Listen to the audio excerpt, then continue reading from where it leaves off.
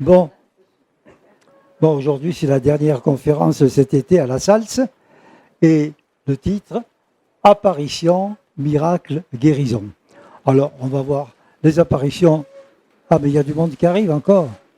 On va laisser rentrer. Hein, vous permettez qu'on les laisse rentrer? Voilà, vous installez. Donc le titre aujourd'hui de cette réunion que nous avons ensemble, c'est apparition, miracle, guérison. Donc c'est quelque chose dont on parle toujours depuis l'Antiquité, des apparitions, des miracles, des guérisons, etc. Mais on va le prendre d'une certaine façon. Nous vivons dans un monde, un univers que nous ne connaissons pratiquement que par l'intermédiaire de nos sens. Et nos sens sont extrêmement limités. Alors, nous n'observons que partiellement notre environnement.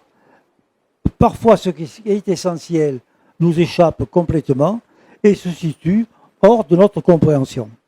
Et on peut se demander quelle est la réalité qui anime des manifestations et des contacts étranges qui sont surprenants et même parfois effrayants. Qu'il s'agisse d'apparitions de toutes sortes, on en reparlera. D'apparitions de faits inexplicables, qualifiés de miracles, puisqu'on ne l'explique pas, ou de guérisons surprenantes, on ne peut plus se contenter de dire simplement « j'y crois » ou « je n'y crois pas ». Vous savez, dès l'école primaire, on nous donne des indications qui sont toutes complètement... On nous dit que c'est la vérité, il n'y en a pas d'autre, et on nous donne des indications que plus tard, on est obligé de remettre en cause. Alors le doute fait naître évidemment la curiosité, et la curiosité, pour moi, ce n'est absolument pas un vilain défaut, au contraire. Dans une école, quand j'étais tout jeune, par exemple, on m'a dit que Louis XVI était le roi martyr qu'on avait assassiné. Et plus tard, dans une autre école publique, on m'a dit que c'était le tyran qu'on avait abattu. À partir de là, je n'ai plus eu confiance à l'histoire, et ça continue. Alors, quand j'ai quelque chose, je préfère aller y mettre le nez, plutôt que de consulter des livres, même d'historiens renommés, parce qu'on sait très bien que même les documents que laissent les gens ne sont pas toujours le reflet de la réalité. Donc, il y avait le fantastique qui était dans toutes ces histoires-là. On me parlait de Sodome et Gomorrhe, le feu du ciel qui était descendu. On me parlait du char de feu qui avait emporté Élie, alors qu'on n'avait pas encore entendu parler des ovnis. Enfin, il y avait un tas de choses tout à fait curieuses. Et je me demandais déjà très jeune quelle réalité se cachait derrière ces événements.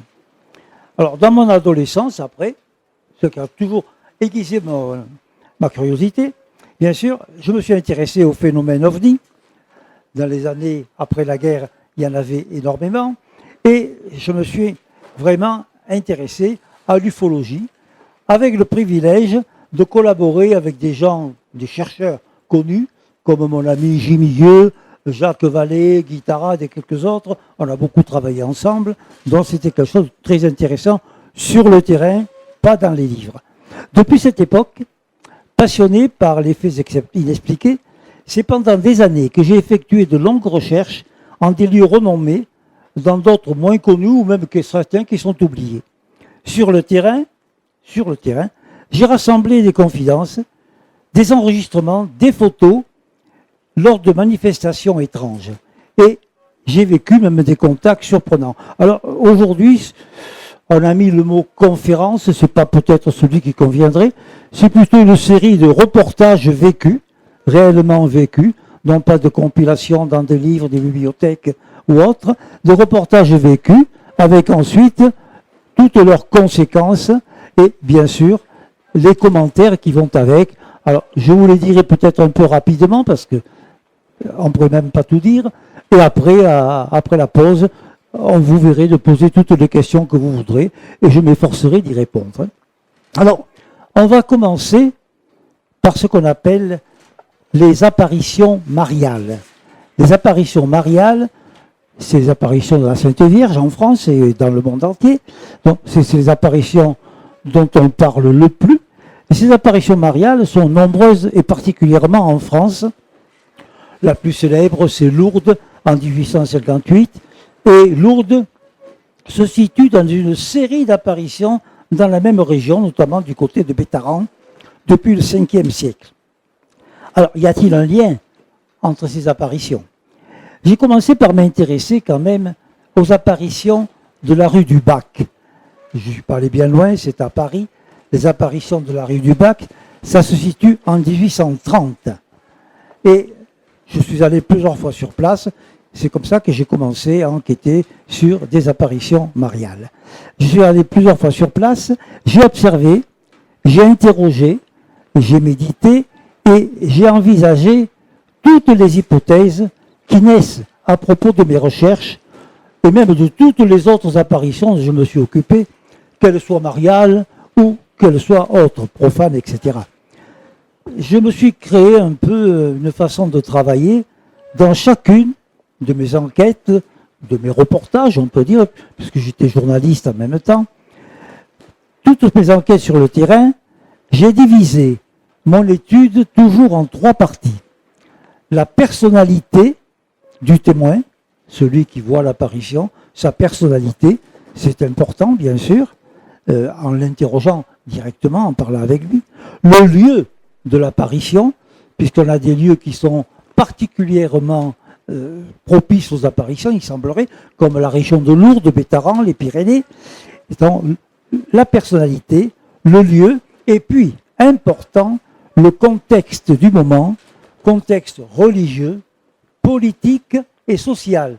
Et tout ça, on se rend compte que ça a une importance pour étudier vraiment, objectivement, l'apparition, parce que chaque fois, je suis allé sans penser c'est vrai ou c'est pas vrai, c'est pour ou contre.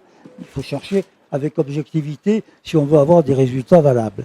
Donc, je suis allé d'abord à Paris, rue du Bac, et là, rue du Bac, c'est à partir du 6 juin 1830 qu'une religieuse a eu des apparitions au couvent de la rue du Bac, qui existe toujours d'ailleurs. Hein.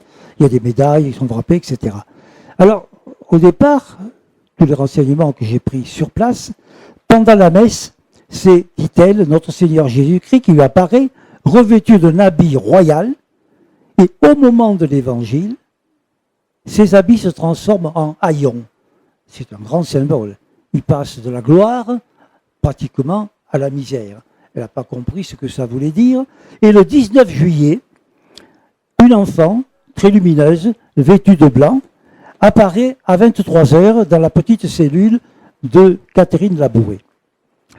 Et l'enfant invite la jeune religieuse à la suivre dans la chapelle où, justement, elle lui dit que l'attend la Vierge Marie, vêtue d'une robe blanche, d'un manteau d'argent et d'un voile aurore. Catherine Labouré raconte, parce que c'est une enfant, elle a vu une vingtaine d'années, qui était très, très simple, très naïve, qui ne veut pas chercher des complications, et très sincèrement, elle raconte que la Vierge lui dit « Les temps sont très mauvais, des malheurs vont fondre sur la France, le trône sera renversé, le monde entier sera bouleversé par toutes sortes de malheurs. » Et l'apparition ensuite se met à pleurer en ajoutant « Il y aura des victimes ». Voilà ce que déclare Catherine Labouré. Évidemment, il y aura d'autres apparitions qui suivront. Il y en aura en novembre, décembre, et de là, bien sûr, de la même année, en 1830. Et 1830 est en France une époque charnière. En France, à cette époque-là, le roi Charles X abdique. Le roi Charles X abdique.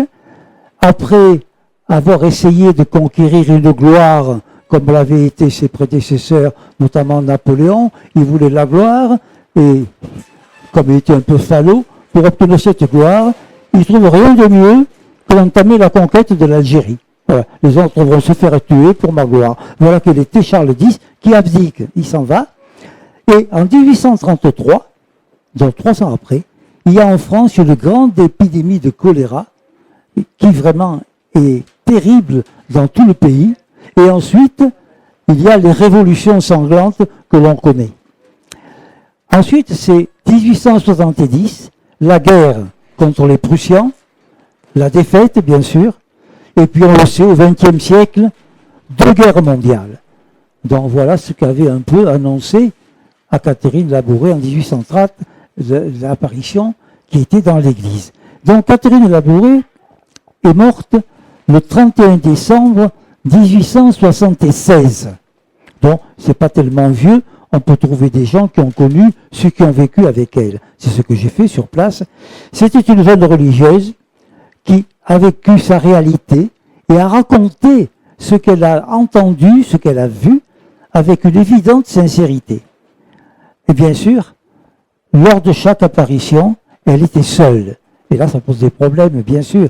Si elle avait été accompagnée, qu'auraient vu et entendu les autres personnes? C'est toujours les questions qu'on se pose dans ce cas d'apparition où quelqu'un est seul. Voir un personnage et entendre ses paroles, même si ce personnage est vu et entendu que par une seule personne, ne signifie pas que cette personne subit un dérangement mental. Parce qu'alors là, bien sûr, du moment que c'était des apparitions mariales, il y avait l'anticléricalisme, le cléricalisme, tout le monde était dans une période assez bouillonnante par rapport à l'Église catholique. Évidemment, les gens avaient des idées bien arrêtées avant d'objectivement examiner ce qui s'était passé. Donc, on peut dire que l'être humain est capable de vivre des contacts au-delà de ses sens. Et ça, si vous voulez, on pourra en parler longuement tout à l'heure. Nous avons des sens très limités. On sait très bien qu'un chien entend beaucoup plus de vibrations que nous, des ultrasons, les infrasons. On sait très bien qu'il a des odeurs par centaines, nous on en a très peu, une trentaine maximum. Donc, nos sens nous limitent la connaissance de tout ce qui est autour de nous. Dans mes recherches et mes travaux pratiques sur ces perceptions extrasensorielles, m'ont familiarisé avec des possibilités provoquées qui interviennent de façon apparemment fortuite. Il y a des moments où on peut dépasser la limite de sa sens avec des perceptions extrasensorielles. Ça peut se travailler et ça peut être de façon fortuite également. Et il est facile de prouver comment des sujets vivent en dehors de la réalité perçue par tous les autres. Le titre de notre rencontre donne 3 mots: apparition, miracle, guérison. Parmi les images rationnelles qui se manifestent en des lieux différents et souvent en des séries d'apparitions, les plus fréquentes représentent une jeune femme, belle, lumineuse, identifiée à la mère de Jésus-Christ, la Vierge Marie. On appelle ces apparitions les apparitions mariales. Il y en a des quantités en France, bien sûr, et on a, à propos de toutes, des commentaires contradictoires qui ont été exprimés avec des idées reçues, du sectarisme, on peut dire des intérêts religieux, politiques, etc. C'est très, très difficile de trouver des gens qui puissent discuter de tout ça objectivement. Les sanctuaires qui sont dédiés en France à Notre-Dame sont innombrables. Dans toute notre histoire, il y a les Vierges Noires, bien sûr, mais depuis des siècles, depuis le IVe siècle, il y a des comptes rendus qui traitent d'apparitions de cette dame en blanc, et notamment, je vous disais, dans la région de Bétharran, près de Lourdes, et dans beaucoup d'autres régions. Donc il semble qu'il y ait une sorte de continuité. Et cette région rassemble des contacts dont on ne peut plus nier l'authenticité, tant il y en a de gens différents et de comptes rendus valables. Il est plus intéressant d'étudier, pour moi, les apparitions qui se sont succédées depuis le XIXe siècle, parce que là, on peut avoir plus facilement des témoignages. Une époque qui marque un tournant dans l'histoire de notre civilisation. On se rend compte qu'au XIXe siècle, il y a eu un grand tournant. Nous avons commencé par Paris en 1830, année riche en événements, bien sûr, conquête de l'Algérie, abdication de Charles X, dont le successeur, par exemple, Louis-Philippe déclare qu'il ne prétend plus être le représentant de Dieu. Voilà, tout simplement, quoi. Tout le monde démissionne un peu. Les apparitions de la rue du Bac se situent en 1830. Un quart de siècle plus tard, ce sont les apparitions de Lourdes, qui s'accompagnent de miracles et de guérisons. Alors, un de mes amis, qui est mort il y a déjà une trentaine d'années, qui avait 82 ans et qui vivait chez son oncle qui était chanoine à Lourdes, a observé, m'a donné des quantités de renseignements, et j'ai eu quand même toute une série de textes qu'il a écrits suite à ce qu'il a vu sur place, qui sont assez curieux sur les phénomènes de Lourdes, sur le sérieux des commissions mises en place par des médecins de plusieurs pays pour accepter ou pas les miracles, les guérisons inexplicables. Et il faut savoir quand même qu'encore à cette époque-ci, depuis 1858, à Lourdes, on a reconnu moins de 100 guérisons. Donc, ils ont été assez sérieux dans leur travail. Donc, il m'a communiqué tous ces renseignements. Mais ce que j'ai vu personnellement, après être allé, si j'ose dire, m'entraîner à la rue du Bac, je préfère parler des apparitions moins connues du grand public et qui pourtant sont importantes. En 1873, dans l'Hérault, dans le petit village de Saint-Bauzille-de-la-Sylve, entre Montpellier et Lodève, pas loin de Gignac, un homme de 30 ans, un vigneron, père de 2 enfants, qui est chrétien mais pas tellement pratiquant, un dimanche matin, le 8 juin, donc de 1873, Auguste Arnaud travaille dans sa vigne de très bon matin. Il travaille dans sa vigne parce que c'est un homme qui est ouvrier agricole, mais comme beaucoup à cette époque-là, il a un petit lopin de terre, il a des vignes, et le dimanche, il n'a que ce jour-là pour aller travailler ses vignes, bien sûr. Donc il s'arrête pour prendre un petit repas, il se met à manger, et il a noté à 7h30, lorsqu'il s'apprête à allumer sa pipe, il voit apparaître, à 2 mètres seulement de lui, une belle jeune femme qui doit avoir de 25 à 28 ans. Alors c'était en 1873, j'ai connu, quand j'ai fait toute cette enquête sur place, il y a une quarantaine d'années, j'ai connu des gens qui avaient bien connu les parents d'Auguste Arnaud et qui avaient des comptes rendus dans la famille dont on avait des documents valables. Donc, devant cette jeune femme, qui le surprend, tout habillée de blanc, il se lève et il l'interroge. Il l'interroge, « Causebus ?» En Languedoc, ça veut dire « Qui êtes-vous » Il n'est pas plus mûr que ça. Et elle lui répond, « Sioi la Sainte Vierge, n'agis pas pauvre. » Je suis la Sainte Vierge, n'ayez pas peur. Mais Auguste Arnaud n'est pas plus ému pour ça. Et ils entament une conversation. On voit peut-être le côté un peu d'un gars très simple, très sincère, qui n'est pas là pour chercher des cachotteries quelconques. Et elle lui pose des questions. Elle lui demande de changer la croix des missions qui se trouve près de là. Elle insiste pour qu'il le dise à son curé, affirmant que dans 1 mois, elle reviendra pour le remercier. Auguste Arnaud, il n'a rien à faire de tout ça, dit d'en douter. Il va voir son curé, il lui raconte l'histoire. Le bon curé de Saint-Maurice de la Sylve, ben, il dit pourquoi pas. Et il commande une croix en métal à Montpellier, mais en attendant, ils font faire une croix en bois, et il l'installe provisoirement. Bien sûr, comme on en a parlé au curé, qu'Auguste Arnaud n'a aucune raison de faire des cachotteries, il en a parlé autour de lui, et évidemment, 1 mois plus tard, le mardi, c'était le mardi 8 juillet, il va à sa vigne le matin, de bon matin, et là, il est de bonne heure au milieu de sa vigne, et autour de lui, et là on a les documents authentiques, il y a une foule de près de 600 personnes. Ça s'est dit dans la région. Auguste Arnaud a vu la Sainte Vierge, elle lui a parlé, elle va revenir, et tout le monde est là. tout le monde est là. Alors, je ne vous donne pas tous les détails de ce qui s'est passé. Bien sûr, ce serait trop long. Et les 600 personnes sont quand même divisées. Il y en a qui sont pour, qui ont la foi, d'autres qui sont sceptiques, d'autres qui se moquent, mais tout le monde est curieux. Tout le monde regarde avec beaucoup de curiosité. Et les témoignages qu'on a sont identiques, y compris le récit que fait Auguste Arnaud, que j'ai mis dans mon livre. Si vous voulez, on pourra le lire tout à l'heure, pour pas rester trop longtemps sur le même sujet. Donc, Auguste Arnaud, donc, est dans sa vigne.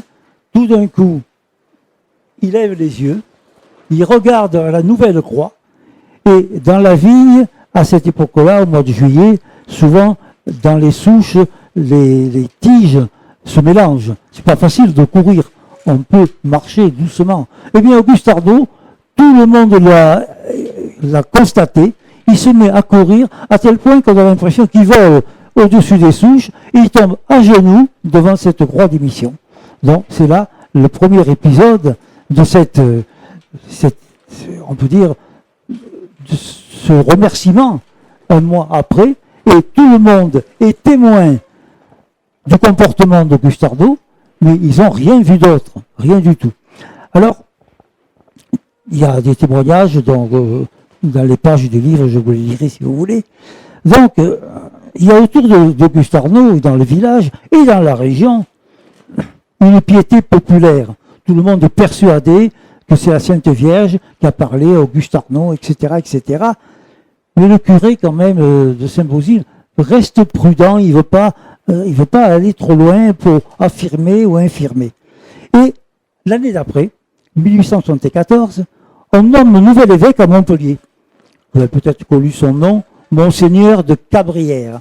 Monseigneur de Cabrières est un évêque qui a été cardinal, qui était très large d'esprit, et on sait que quand il y a eu la révolte des vignerons en 1907, pour que les vignerons ne restent pas la nuit dans la rue, il a fait ouvrir les portes de la cathédrale Saint-Pierre pour qu'ils viennent s'abriter. Voilà un peu l'homme que c'était, tout à fait quelqu'un près du peuple, en quelque sorte. Donc, Monseigneur de Cabrières, il vient à Saint-Beauzile, il voit Auguste Arnaud, et il lui dit, je suis heureux de vous serrer la main avec vous, à vous, qui avez eu la chance de voir la Sainte Vierge. Donc, c'est quand même une confirmation de la part de quelqu'un d'important. Et il nomme une commission d'enquête. Et il reviendra d'ailleurs à Saint-Beauzile en 1894 et il déclarera devant la foule qui est réunie, je crois en l'apparition de Notre-Dame du dimanche. Parce que bien sûr, comme ça s'est passé le dimanche et qu'elle lui a reproché de travailler le dimanche, à Saint-Beauzile, le lieu s'appelle Notre-Dame du dimanche. Et il y a encore le nom, bien sûr. Donc, tout se prépare pour qu'à Saint-Beauzile commence l'organisation d'un grand pèlerinage que toute la région réclame. Et on sait, je l'ai appris plus tard par un prêtre, on sait qu'à ce moment-là, Monseigneur de Cabrières est convoqué à Rome. Et quand il revient de Rome, il demande qu'on tolère Saint-Beauzile, Notre-Dame du dimanche, mais qu'on ne fasse pas de pèlerinage ni de grandes cérémonies. Alors ce que j'ai su, parce que maintenant, dans ce lieu, il y a une maison de retraite pour des prêtres âgés, j'en ai rencontré un, j'entends parler avec lui, qui est un historien d'ailleurs, et lui, il sait qu'on a convoqué Monseigneur de Cabrières, il a eu on peut dire, des éléments par Rome.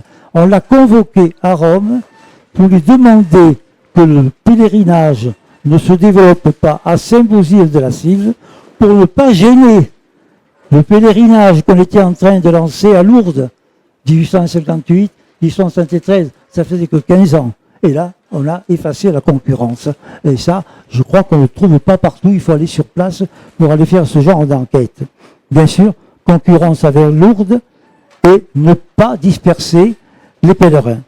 Et Gabriel Arnaud meurt en, on peut dire, 1936, à l'âge de 92 ans. Donc 1936, il y a beaucoup de gens que j'ai connus, qui l'ont connu, et qu'on connaît la famille également. Donc voilà une apparition à Saint-Beauzile de la Sylve, c'est à côté de Gignac, pas loin de Clermont-Lérault, entre Montpellier et Lodève, et on peut s'y rendre, vous verrez, Notre-Dame du Dimanche. Il y a d'ailleurs dans le cimetière la tombe d'Auguste Arnaud, sur laquelle je suis allé me recueillir plusieurs fois. Donc, il y a aussi Notre-Dame du Fréchou. Ça, c'est encore plus près d'ici. C'est dans le Lot-et-Garonne. Dans le Lot-et-Garonne, bien sûr, la première apparition qu'a eu un prêtre de Notre-Dame, ça a été le 11 février 1971. Donc, il a eu cette apparition. Et le père Jean-Marie, qui est un jeune prêtre, vient au Fréchou. Le Fréchou, c'est à côté de Nérac, dans la région d'Agen. Et là, il vient au Fréchou pour se reposer, après quand même des problèmes de santé. Il vient se reposer au Fréchou. Et c'est là, après la première apparition qu'il avait eue ailleurs, que le 10 juin 1975, la Vierge lui apparaît près d'un arbre dans le bois du Fréchou. L'arbre des apparitions, bien sûr, maintenant. Et elle lui promet de venir le 14 de chaque mois. C'est quand même assez curieux, cette promesse-là. Alors, le 11 novembre 1980, j'étais à Paris, je faisais alors une conférence sur les prophéties pour cette fin de siècle, et après le débat, des personnes sont venues, un groupe de personnes, qui m'ont informé qu'il y avait des apparitions dans le bois du Fréchou. Ils m'ont donné tous les renseignements. Évidemment, Montpellier est même plus loin, mais j'ai décidé d'y aller. Et j'ai téléphoné, j'ai écrit.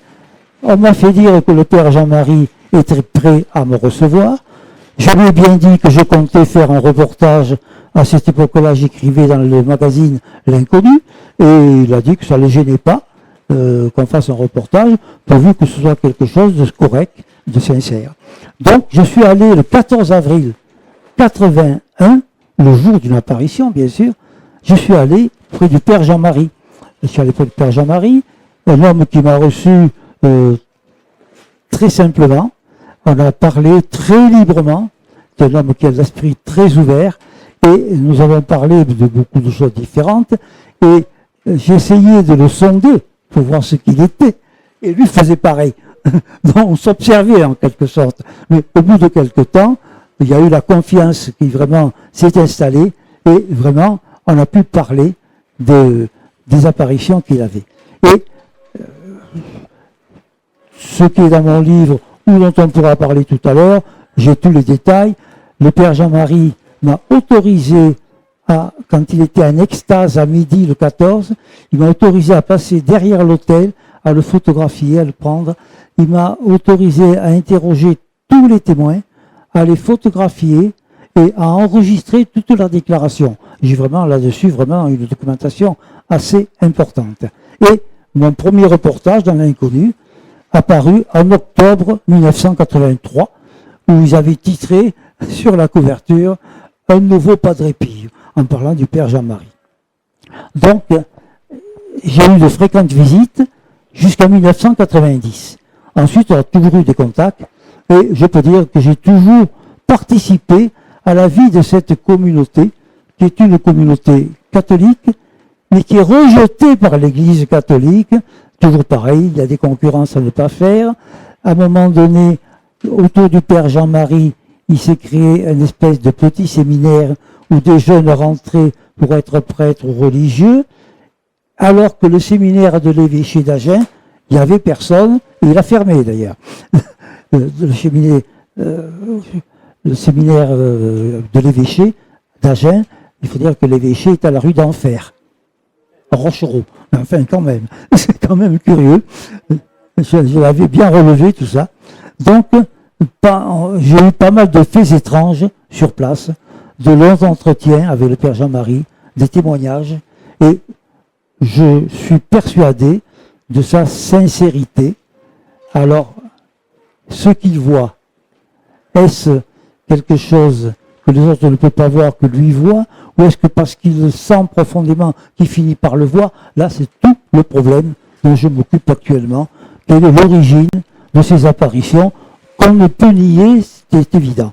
Alors, il m'est arrivé, pendant l'extase du Père Jean-Marie, c'était en plein air, sous une bâche comme ça, il y a l'arbre, l'autel, où il dit la messe, et il est arrivé un jour, en automne, que le toit soit garni de feuilles mortes. Il y avait un vent terrible, comme en plein air, et toutes les feuilles volaient. Et au moment où le Père Jean-Marie est en extase, il n'y a plus de vent, aucune feuille n'a volé. Et quand il a terminé, ça a repris. Alors, je ne peux pas vous dire c'est ça ou ça, mais je l'ai constaté. Une autre fois, dans la même condition, pendant que j'étais en train de prendre des photos, filmer, pendant qu'il était en extase, bien sûr, il y avait dans le bois, avant que l'extase commence, il y avait des quantités d'oiseaux qui chantaient. C'est un bois qui est très, très beau, à côté du Fréchou. Et tout d'un coup, le Père Jean-Marie a levé la tête. C'était le moment où il avait son apparition. Et on n'a plus entendu un seul chant d'oiseau. C'est quand même curieux. Et quand il a terminé son extase, les oiseaux ont recommencé leur concert. Alors, je ne tire pas de conclusion de ça, mais je l'ai constaté. Et vraiment, j'étais pas influencé, quoi. Hein. Et c'est assez... Et puis après, je les ai dans mon livre, vous pouvez les regarder tout à l'heure. Je ne peux pas les faire circuler, bien sûr. Il y a eu des photos personnelles qui ont été curieuses. Par exemple, pas loin de l'endroit où il y a cette bâche, il y a un grand crucifix. C'est des gens qui l'ont offert à la communauté, un grand crucifix, haut comme le plafond, là, avec à côté des statues représentant les saintes femmes, puis les crucifix, etc. Et j'ai pris des photos de ce crucifix.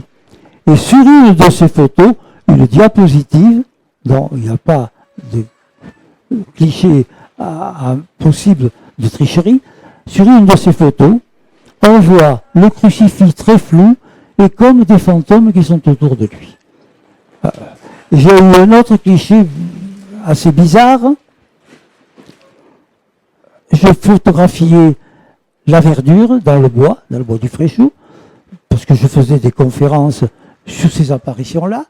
Je photographiais la verdure pour, dans mes conférences, illustrer les propos pendant des témoignages. Et toutes mes photos sont impeccables avec la verdure, le soleil à travers, etc. Et sur une photo, les feuillages sont tout à fait flous et au milieu, on voit comme un trou avec une forme blanche qui sort de là. J'ai la reproduction sur mon livre pour les voir tout à l'heure. Alors, je suis allé, comme c'était des diapositives, chez le laboratoire qui me les développait, et ils ont bien regardé. Il n'y avait absolument aucun défaut de pellicule ni rien. C'était comme ça. C'était vraiment la photo que l'appareil avait vue et avait pris. Et il y a eu pas mal d'autres choses encore. Donc, j'ai vu un enfant qui avait été soigné à Paris et pas mal d'endroits. J'ai mis tout le reportage avec les photos, parler avec la famille. Un enfant qui n'y voyait pas. Un enfant qui n'y voyait pas. Et on disait que ça pouvait être guérissable, mais personne n'arrivait à le guérir. Et c'était un bébé de 8 mois. Et il est venu au Fréchou, voir le Père Jean-Marie, etc. Et j'ai assisté à l'époque où cet enfant s'est mis à revoir. Et là, de nouveau, miracle. Alors, vous voyez, apparition, miracle, guérison. Mais c'est difficile de dire comment ça se passe, pourquoi, et je crois qu'il faut continuer à chercher. Et j'ai eu quand même des conversations avec le secrétaire général de l'évêché d'Agen, parce qu'ils étaient tellement en but à la communauté du Père Jean-Marie que j'ai voulu savoir ce qu'il en était, et vraiment, j'avais affaire à des gens qui étaient complètement bornés, complètement hostiles mais par principe. Alors, si ça aurait été n'importe qui, ils étaient hostiles. Ils ne voulaient pas avoir près de l'évêché, on peut dire, quelqu'un qui leur fasse concurrence. Voilà. Donc,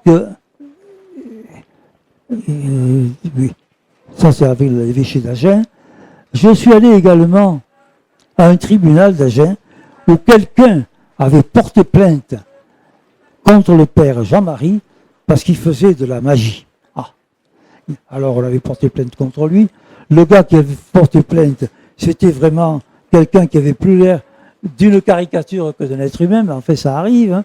Et le gars, quand le père Jean-Marie déclare ce qui fait qu'on a pu prendre pour de la magie, si on regarde bien, ne serait-ce transformer le vin en sang, on peut parler de magie si on veut. Mais donc, le père Jean-Marie. Et puis, c'est ce bonhomme qui se lève, et j'y étais, c'est formidable, il se lève et il dit, vous avez vu comme moi, hein, quand le père Jean-Marie parle, c'est le diable qui est près de lui. Écoutez, au XXe siècle, des raisonnements comme ça inquiète quand même, hein, ça inquiète beaucoup même. Et bien sûr, il y a eu ce tribunal d'Agen.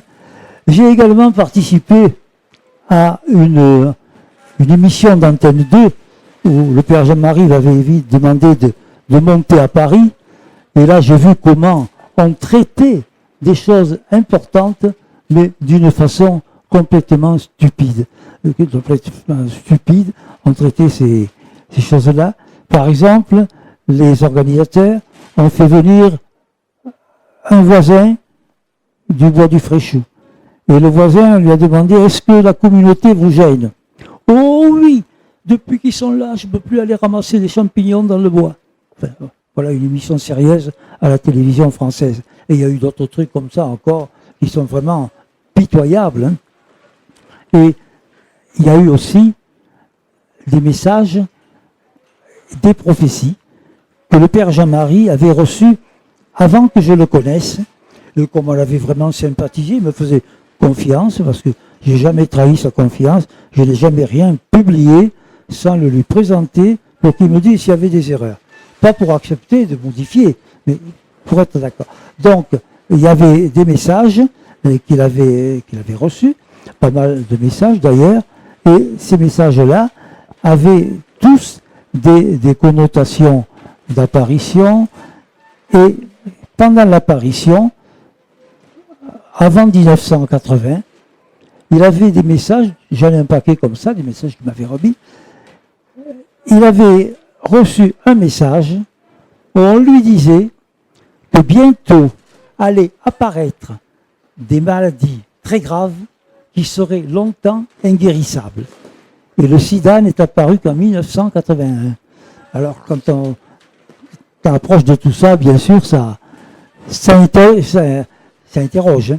Donc, j'ai eu beaucoup de conversations avec le père Jean-Marie. J'ai remarqué une chose, quand les gens qui avaient suivi Gabrielle Arnaud au Saint-Vocile de Vassilve lui avaient demandé quand elle s'en va, parce qu'il avait dit, elle est au-dessus de moi, puisqu'il avait la tête chaque fois, et on lui avait dit, quand elle s'en va, comment disparaît-elle?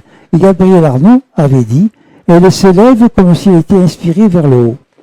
Et j'ai eu l'occasion, en parlant avec le père Jean-Marie, de lui poser la même question. Il m'avait dit qu'elle était vraiment très belle, très lumineuse. Comme elle était lumineuse, je lui ai demandé, mais comment disparaît-elle? Est-ce comme une lumière qui s'éteint? Il m'a répondu, comme Gabrielle Arnaud, qu'il n'avait pas connu bien sûr, non, elle est comme aspirée vers le haut. Bien sûr, tout cela, ça interpelle. Alors, la fraternité Notre-Dame continue. Je vous dis rapidement où ils en sont, parce que sinon, on en aurait pour trop longtemps. On a de l'air quand même. Donc, la Vierge lui avait demandé, ce qu'il avait dit, elle lui avait demandé surtout de mettre son action, toute son action de sa communauté pour aider les gens qui souffrent. Là, il y a eu des prédictions effrayantes, bien sûr, mais il y a eu ces apparitions qui ont dit qu'il fallait surtout, ils aident les gens qui souffrent. Et en 1990, donc, ils ont fait avec le père Jean-Marie, il y a eu une mission en Roumanie, en Yougoslavie, où ils servaient des repas pour les miséreux, et même à New York, ils sont allés à New York, servaient des repas. En 92, au Cameroun, ils ont créé un dispensaire de brousse. Bien sûr, ils recevaient beaucoup de dons, parce que ça se savait. En 1993, à Haïti, un orphelinat et un dispensaire. 1914, au Rwanda, mission, on peut dire, humanitaire. 1996, au Niger, orphelinat, école. Et en 1998, ils vont à Chicago pour de nouveau une mission humanitaire. Et à Chicago, les autorités les reçoivent mieux que ce qu'ils étaient reçus en France, surtout sur le plan des autorités ecclésiastiques. Et il y a à Chicago une vieille église abandonnée. On leur donne cette église. Autour de l'église, ils fondent leur communauté. Et maintenant, la communauté de Notre-Dame du Fréjus, eh bien, elle a son siège à Chicago. Et je suis toujours en contact avec eux. Je reçois leur bulletin. J'ai même reçu des CD qu'ils m'ont envoyés il n'y a pas très longtemps. Donc, voilà pour ce côté d'apparition mariale. Bien sûr, j'ai fait un résumé. On ne peut pas approfondir, mais si vous avez des questions, tout à l'heure, on approfondira. Donc, d'autres apparitions sont importantes. Des apparitions qui n'ont rien à voir avec le côté apparition de la Vierge. Il y a quelque temps, avec mon épouse, on faisait des reportages, des enquêtes dans la forêt d'Orient, près de Troyes, et notamment dans le bois des Templiers. Dans le bois des Templiers de la forêt d'Orient. Si vous connaissez, c'est un lieu magnifique. Les Templiers ont eu beaucoup d'actions. Et bien sûr, dans cette forêt, on a marché, on a médité, très lentement, on ne s'est pas pris. Et puis, on a pris un petit chemin. C'est un petit chemin très étroit, plus petit que celui qui monte ici à la salle. Un petit chemin très étroit, pas carrossable bien sûr, mais complètement couvert par les feuillages, bordé de grands buissons, complètement obscur. Et c'était agréable de marcher, d'avancer dans ce petit chemin dont on ne voyait pas le bout. Et tout à coup, comme au bout du chemin, on voit une lumière, comme si quelqu'un tenait une lampe. C'est quand même bizarre. Et cette lumière qui était là, comme si elle était tenue à la main, elle était à peu près à cette hauteur, comme ça. Cette lumière qui était là, eh bien, elle grossissait. Elle devenait plus petite. Et nous l'avons vue tous les deux, mon épouse et moi. Mais mieux que ça, un tenait la caméra et l'autre l'appareil de photo. Et j'aime autant vous dire qu'on a pris tous les clichés qu'on pouvait. Et sur les clichés, on a bien cette lumière du bois, on peut dire, de la forêt d'Orient, du bois des Templiers, lumière qui augmente, qui devient plus petite, etc. Puis elle a disparu. Ça a duré un bon moment quand même. Et quand elle a disparu, on a dit, on va marcher sur le chemin, voir si cet endroit, il n'y a pas une trouée dans les feuillages où le soleil pourrait passer. Eh bien, on est allé à cet endroit. Il n'y avait aucune trouée dans les feuillages. Tout était obscur, bien obscur, comme dans une forêt. Et le chemin tournait vers la droite, aussi obscur à droite que dans ce qu'on avait parcouru. Alors, évidemment, ça fait partie des apparitions. Mais ce n'est pas une apparition religieuse. Mais qu'est-ce que c'est quand même? Alors, certains peuvent être influencés, dire que c'était un ovni. Pourquoi pas? Moi, je n'ai pas regardé de ce côté-là, mais enfin, je cherche encore. Et on a bien sûr bien analysé les films, les photos, etc. Il y a autre chose encore dans les apparitions dont il faut parler, c'est les apparitions dans des maisons qu'on dit hantées. Ah, les maisons hantées, les fantômes, tout ça. Bien sûr, là-dessus, maintenant, on commence à avoir quelques idées. On a quelques idées. Et les maisons hantées, bien sûr, on peut dire qu'elles sont dans des endroits qui sont vieux, des vieilles pierres. Et quand on va demander comment ça se passe, souvent, c'est le même personnage qui sort d'un endroit, qui fait tel bruit, et puis qui rentre dans notre endroit, même s'il n'y a pas de porte. Et c'est toujours le même itinéraire. Alors bien sûr, ça mérite d'être étudié. Alors il faut savoir qu'actuellement, on considère que les cristaux ont une mémoire. Les cristaux ont une mémoire. Quand on a créé, pour correspondre à distance, quand on a créé la radio en 1920, on a pris un cristal de galène, le poste à galène. Ça a commencé comme ça. Et puis après, maintenant, bien sûr, ça va beaucoup plus loin. Et dans votre ordinateur, tout ce qui tient, tout ce que vous avez amassé dans cet appareil, c'est un petit cristal, un cristal de rien du tout. Alors ça, ce sont des cristaux qui sont l'imitation de cristaux naturels. Si les cristaux qui imitent des cristaux naturels ont la propriété d'enregistrer des images, des sons, des mouvements, puisqu'on les a sur ordinateur, etc. Il est à peu près logique de penser que si les cristaux artificiels ont ces possibilités, les cristaux naturels qu'ils imitent ont au moins les mêmes possibilités. Et là, on arrive maintenant à étudier, surtout depuis les théories de Jean Charron sur les particules élémentaires, on arrive à étudier maintenant comment les cristaux peuvent enregistrer les sons, les vibrations, sur des vibrations finalement, les vibrations, les images, et on pense même les émotions. Et nous, êtres humains, dans des conditions que nous ne définissons pas, d'une façon fortuite, quelquefois, nous recevons ces enregistrements, que ce soit des images, des sons, ou des émotions, quand quelquefois on ne se sent pas à l'aise dans un lieu ou dans un autre. Vous voyez. Donc, il y avait quand même par rapport aux cristaux, si on remonte dans l'Antiquité, on retrouve dans la Bible le frère de Moïse, le grand prêtre Aaron, qui avait un pectoral fait de pierres semi-précieuses. Et par son pectoral, la Bible nous dit que Aaron était en contact avec les étoiles lointaines, autrement dit un peu partout. Donc, la communication par les cristaux, c'était déjà connu dans la plus haute Antiquité, et maintenant, bien sûr, on en est encore à croire aux fantômes, ça c'est encore autre chose. Donc, il y a aussi des apparitions, là je passe rapidement, à une époque, avec mon épouse, on avait une amie, dire le nom, Madame Labouré, qui était une très bonne voyante à Arras. Elle avait été malade et comme on allait faire des conférences dans le coin, elle nous a demandé de la remplacer à son cabinet et ce qu'on a fait bien sûr à Arras. Et Madame Labouré, qui est une personne sérieuse et honnête, qui raconte pas n'importe quoi, qui n'a pas besoin de publicité sur tout ça, Madame Labouré nous a raconté que un jour elle reçoit une dame qui lui dit que son mari est mort dans un accident de voiture et que ses employeurs recherchent les documents qu'il avait, mais on ne sait pas où il les a mis. Alors, Madame Lamoureux réfléchit, et puis à côté de la dame, elle voit un monsieur. Elle voit un monsieur, et ça c'est une apparition, qu'on le veuille ou non.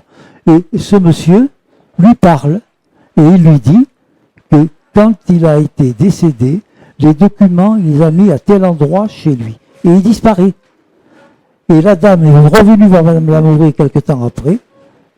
Les patrons de cet homme-là ont retrouvé le document là où il avait dit.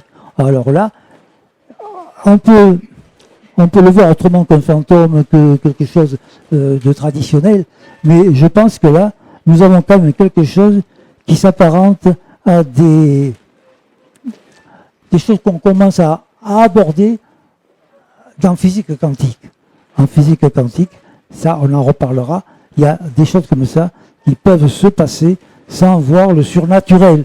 Ça fait partie de notre nature. Notre nature est déjà tellement extraordinaire qu'on n'a pas besoin d'aller chercher plus loin, bien sûr.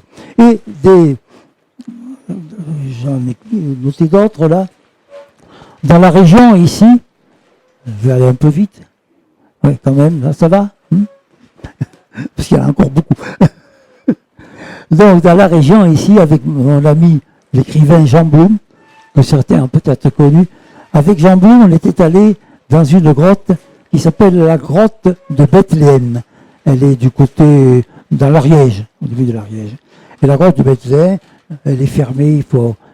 Et c'est une grotte qui était un lieu de culte, on pense, avec une étoile à 5 branches, qui était utilisée par les Cathares.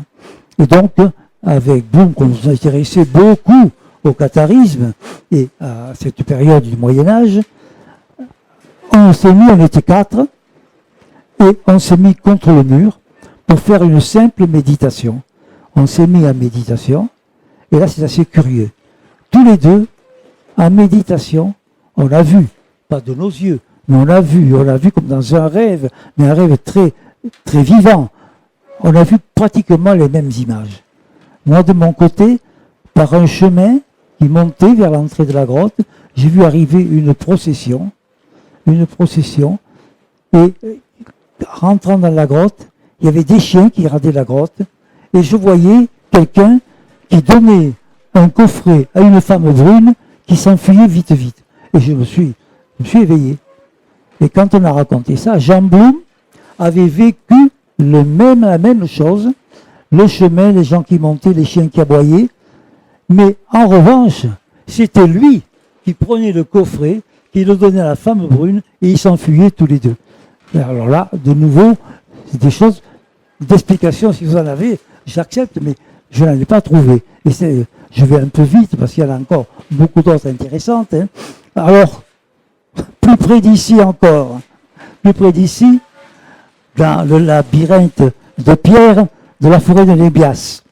Là, chaque année, on fait des stages et on amène des stagiaires méditer et se recharger sur ces pierres plates au labyrinthe de pierre, dont les gens se mettent sur les pierres et comme sujet de méditation, ils recherchent retrouver donc le passé du lieu.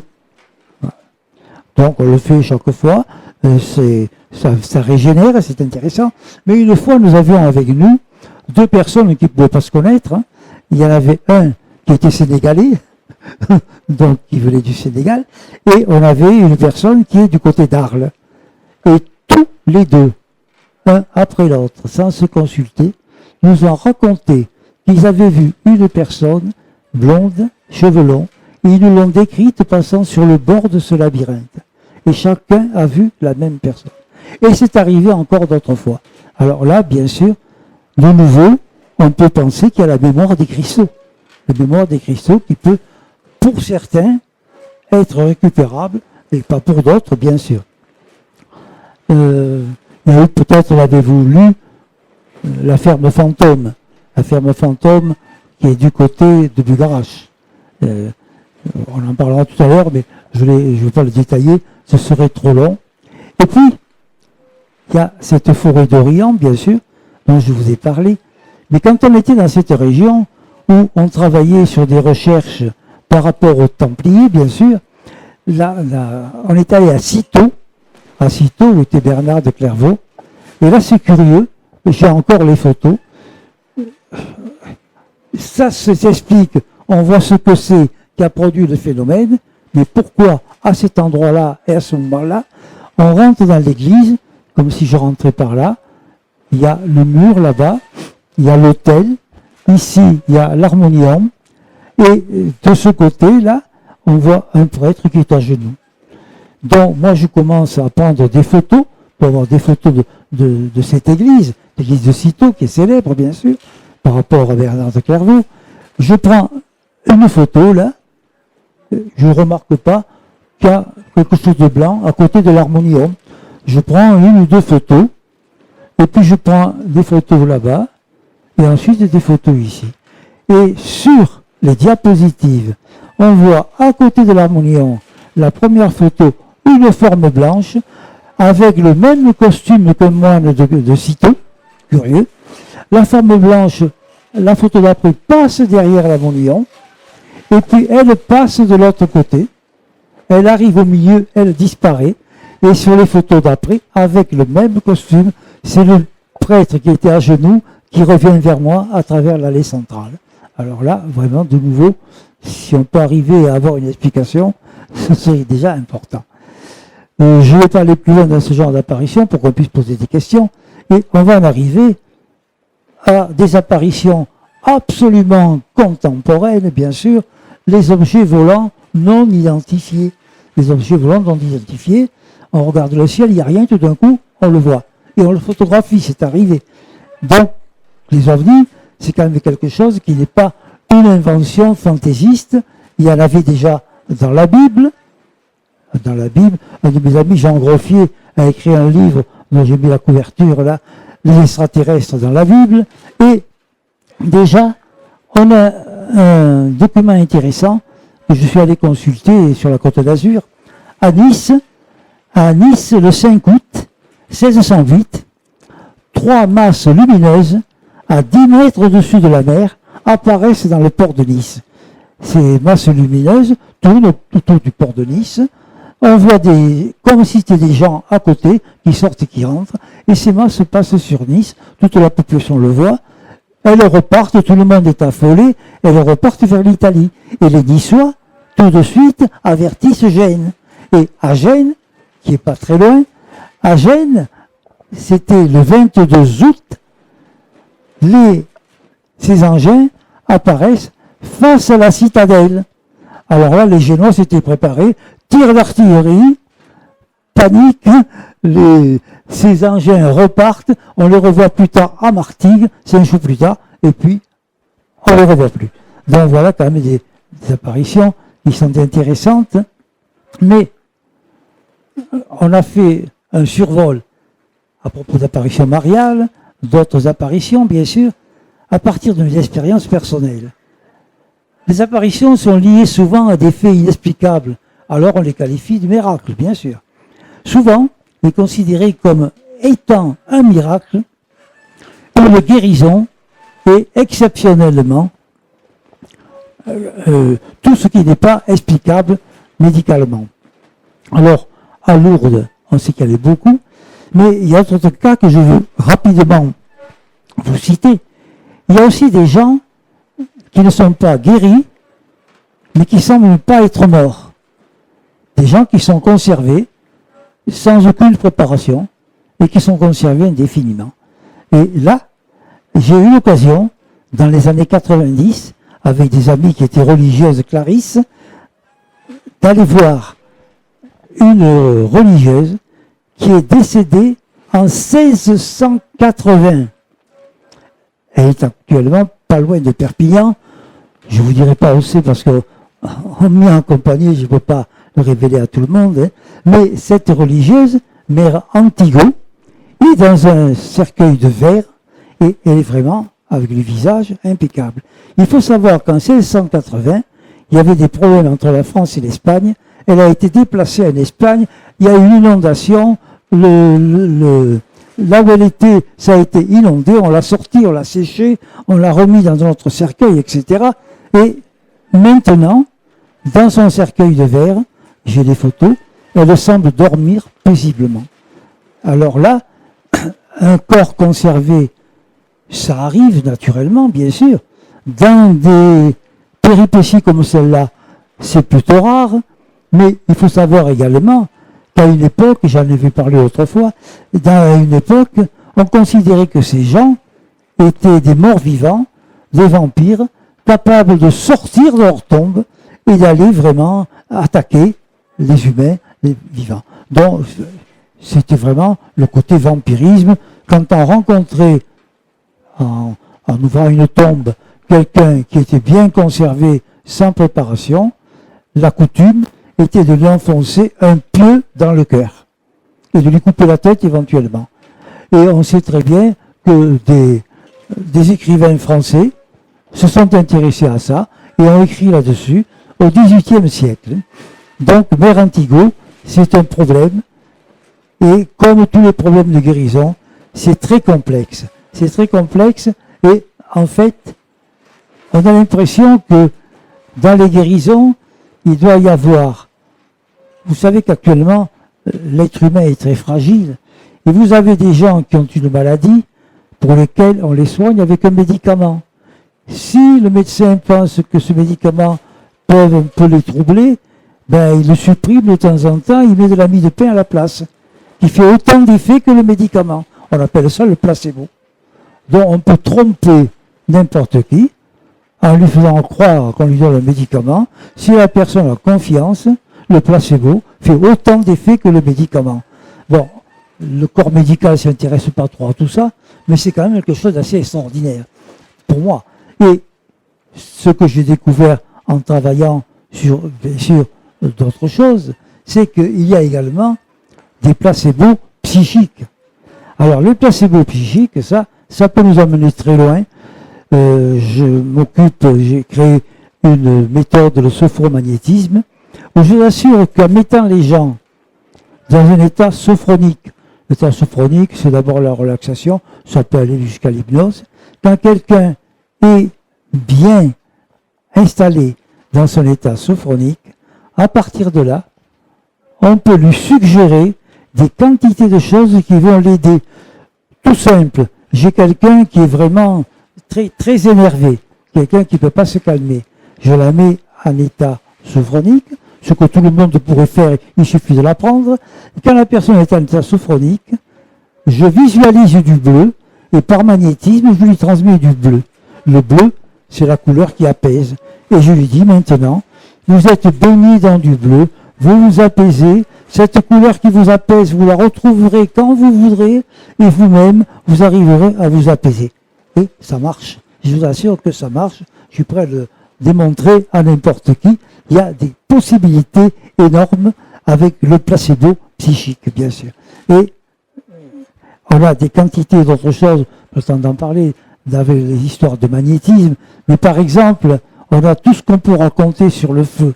Ah, les coupeurs de feu, les gens qui ont le don d'arrêter le feu.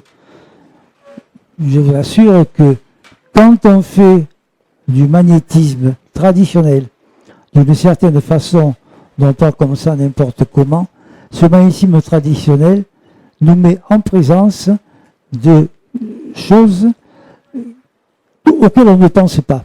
Actuellement, la science, il n'y a pas très longtemps, pensait que la lumière n'était pas déviée par la masse.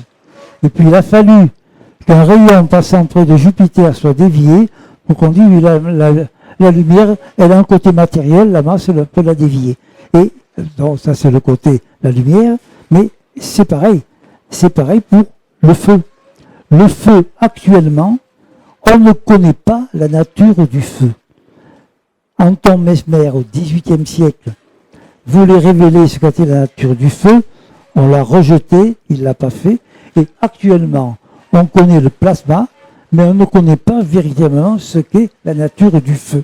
Donc, à partir de là, la médecine, qui n'a pas la science pour connaître le feu, n'arrive pas à guérir les brûlures avec les traitements.